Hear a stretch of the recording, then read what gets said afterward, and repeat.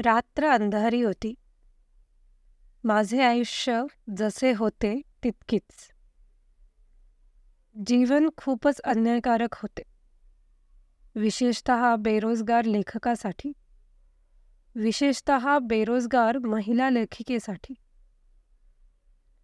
मी सहसा आत्मकेंद्रिततेचा तिरस्कार करते, पण इथे मीच त्यात रममाण होत होते. घृणास्पद. स्वतःवर नियंत्रण ठेव, मी स्वतःला ओरडून सांगितले.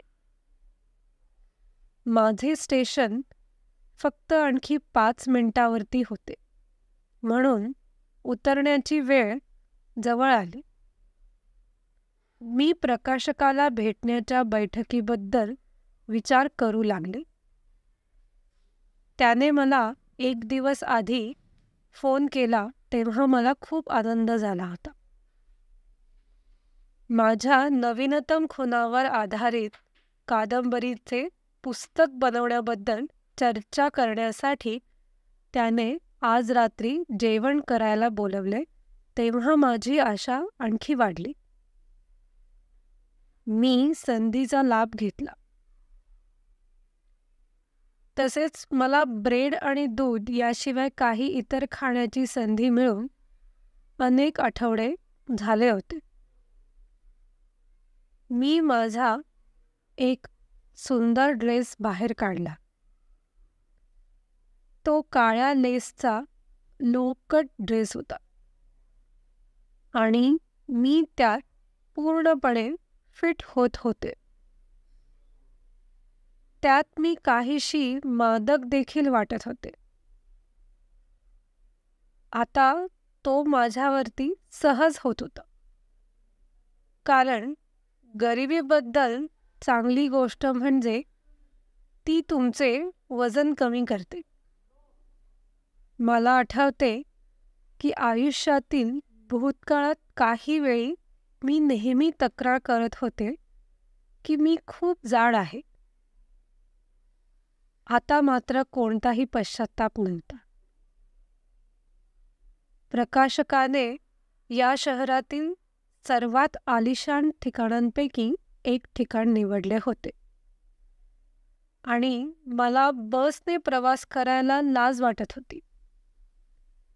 म्हणून मी 3 दिवसांच्या राशन पैशावर एक कॅब भाड्याने घेतली आणि थेट रेस्टॉरंटच्या बाहेर उतरले. किती वायफळ उद्योग! तो तेथे पोचलाही नव्हता. तो यायला पूर्ण 15 मिनिटे वाट पाहावी लागली. अर्थातच त्याने माझी भरपूर माफी मागितली, माझ्या गालावर चुंबन घेतले आणि मला आत घेऊन गेला. मी इथे कधी याआधी आले नव्हते, म्हणून मला माहीत नव्हते की कसे वागावे आणि काय अपेक्षा करावी. मला दूरच्या कोपऱ्यात नेताना त्याचे हात माझ्या कमरेभोवती सरकले. मी थोडीशी आश्चर्यचकित झाले. तरीही मी ते हटवण्याचा कोणताही प्रयत्न केला नाही. त्याने मला कोपऱ्यात नेले आणि मला जवळच्या उशाखाली घेतले. आमच्या मांड्या एकमेकांना स्पर्श करत होत्या, जवळजवळ. मी परिस्थिती बिघडू नये यासाठी प्रयत्नशील होते आणि सामान्य स्पर्शात खूप गोष्टी शोधू नका असे ठरवले. म्हणून मी एक मैत्रीपूर्ण स्मित केले आणि माझे डोके त्याच्याकडे झुकवले. त्याने मला काय हवे ते विचारले नाही, परंतु आम्हा दोघांसाठी त्यानेच ऑर्डर दिली. त्यामुळे माझी जवळजवळ चिडचिड होऊ लागली. पण नंतर मी फक्त दात दाखवून थोडे अधिक स्मित केले. मी याआधी कधीही शॅम्पेन प्यायले नव्हते, पण अर्थातच मी त्याला हे सांगणार नव्हते. मी हाताळू शकत नाही असे काहीही नाही, मी स्वतःला सांगितले. तो खूपच मैत्रीपूर्ण आणि उदार होत चालला होता. त्याला पत्नी, 2 मुले आणि परिपूर्ण आयुष्य आहे हे मला समजले. मला काहीही फरक पडत नव्हता. मला त्याच्याकडून फक्त एक आश्वासन हवे होते की तो माझे पुस्तक प्रकाशित करणार आहे. त्याचे हात सहजपणे माझ्या मांडीवर पोहोचले. मी सुरुवातीला अस्वस्थ झाले, पण शेवटी ती बाब देखील मी तिथेच सोडली. जर त्याचे आयुष्य इतके परिपूर्ण असेल तर तो इथे माझ्याबरोबर काय करत होता? मी ऐकले होते की स्त्री असणे कठीण आहे आणि त्यांना दुहेरी मेहनत करावी लागते. परंतु मी नेहमी विश्वास ठेवला होता की मी परिस्थितीला तोंड देण्याइतकी मजबूत आहे. पण इथे मी होती त्या माणसाच्या अर्धवट उत्साहात चेहऱ्यावर हसू पांघरून बसलेली मुलगी. त्याचे हात माझ्या पायावर होते आणि मी त्याबद्दल काहीच करत नव्हते. मला वाईट वाटत होते, अगदी किळसवाणे. मी क्षमा मागितली आणि रेस्टरूममध्ये गेले. तिथे मला खरोखरच उलटी येईल असे वाटले. मग मी माझे तोंड पाण्याने धुतले, केस नीट केले आणि ड्रेस पुसला. टेबलाकडे परत जाताना मी स्वतःशी वचन दिले की मी त्याला कसे तरी मनवून घेईन. टेबलावर येत असताना त्याची भुकेली नजर माझ्या शरीरावरून वर आणि खाली फिरताना जाणवत होते. मी मनातून थरथर कापले. मग बेबी, पुढे कुठे? त्याने शब्दांवर जोर देत विचारले. मी त्याला कानाखाली मारण्याची इच्छा आवरली आणि त्याऐवजी पुन्हा एकदा फक्त गोड गोड हसले.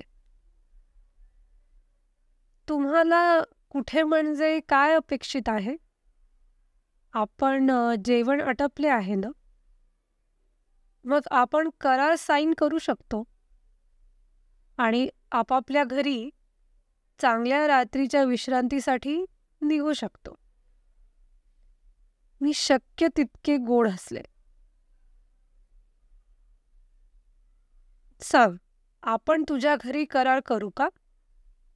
कदाचित कॉफी किंवा काहीतरी पिऊन थोडे शांत वाटेल मला,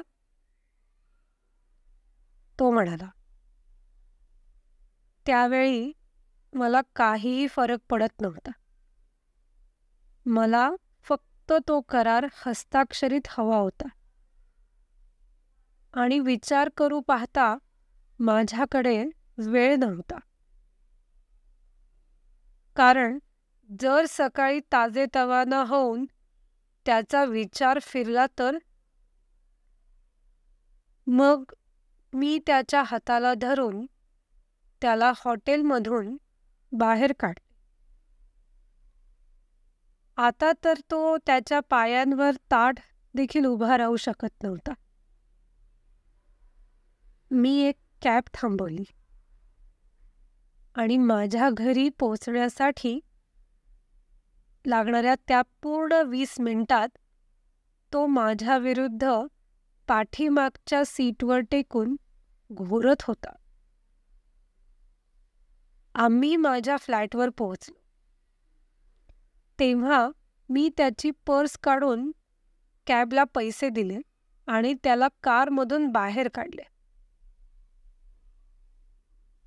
3ऱ्या मजल्यावर त्याला खेचून नेणे मोठे कसरतीचे काम होते.